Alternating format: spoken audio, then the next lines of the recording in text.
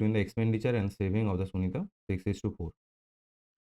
আর বলেছে কি না, when Sunita increases her expenditure 16% and increases her saving 2%, what would be increase in income?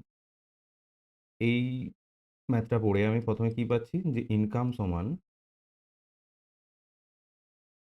Expenditure plus savings.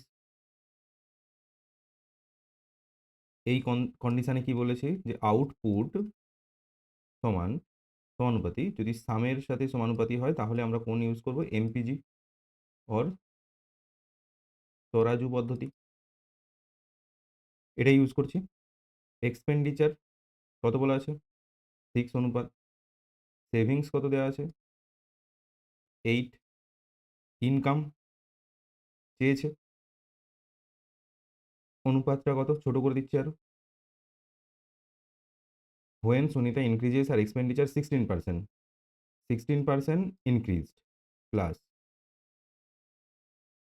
increases her saving 2%, savings 2% বৃদ্ধি পাচ্ছে, savings 2% বৃদ্ধি পাচ্ছে। ঠিক আছে। এমপিজি পদ্ধতিতে কি বলা হয়েছে, যে ওয়েট আর ডিস্টেন্স দুটো ব্যস্তানুপাতিক। এই যে 3 ইউনিট, এইখানের যে ডিস্টেন্স সেভিংস আর ইউনিটের ইনকামের, সেটা হবে 3।